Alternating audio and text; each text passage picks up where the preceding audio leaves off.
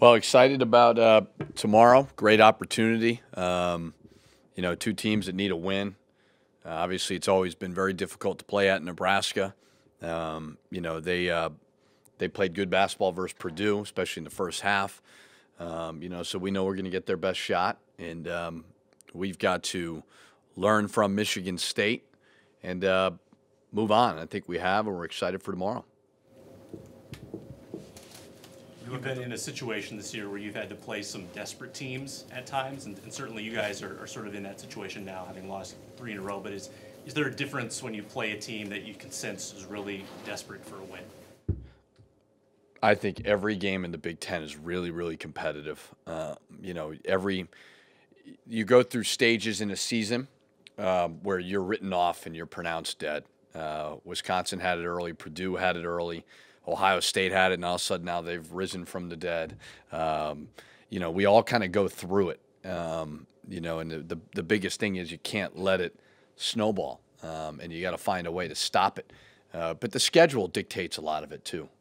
So for Nebraska, the reason why they've lost some games is very simple. They lost a starting player who's a really, really good player, and injuries are a factor. So you hate to see that for them, but they've still got some really, really good pieces.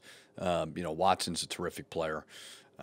Palmer's as good as any player in the league, and so is Roby. And, they've got some role guys who are really doing some good things. So when you get an injury like that in the middle of the season, it rocks your world, much like we saw last year for us.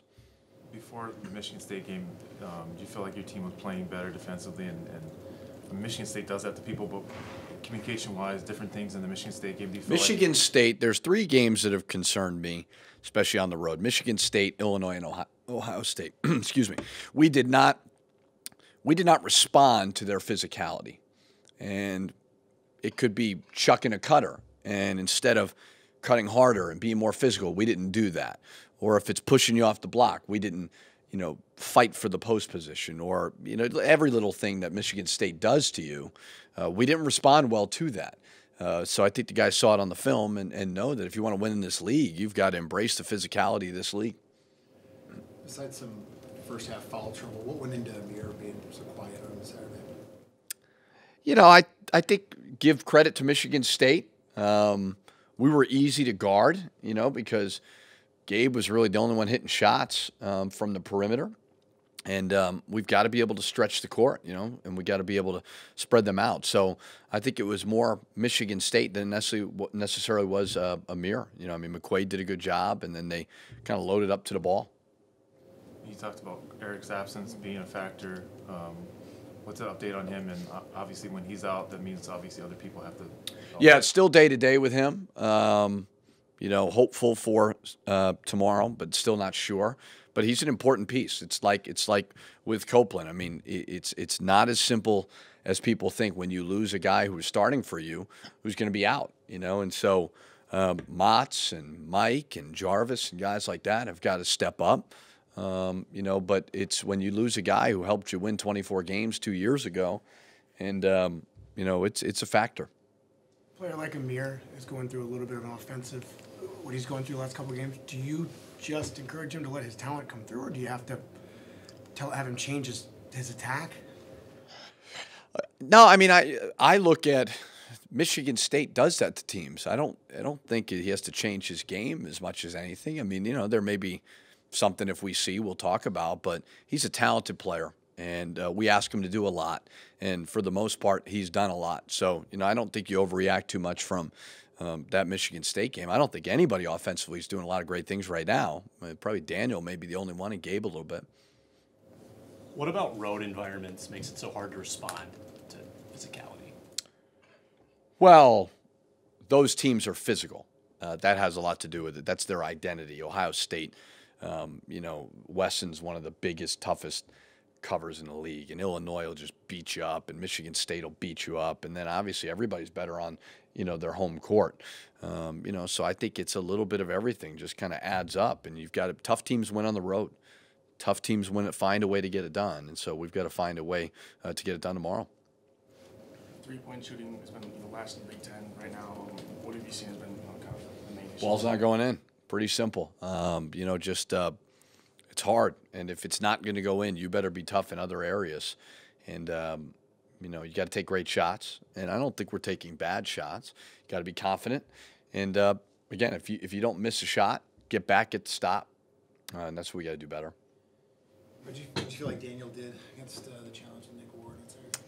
Offensively good. You know, clearly he's very, very talented offensively. It's a matter of pushing him off the block, which is not easy for a freshman to do. You know, that's why it was so hard to double, is he was getting deep post catches. You know, you got to do your work early.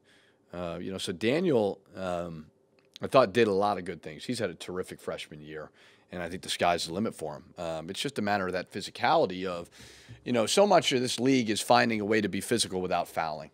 And the older you get, the more you figure that out. What do you remember some of the keys of playing Nebraska earlier in the season, December? What was working for the team? Well, obviously, you know, they had Copeland. He was good. You know, they're a hard-driving team. They play hard. They're really good defensively. You know, you look at their numbers are still really good.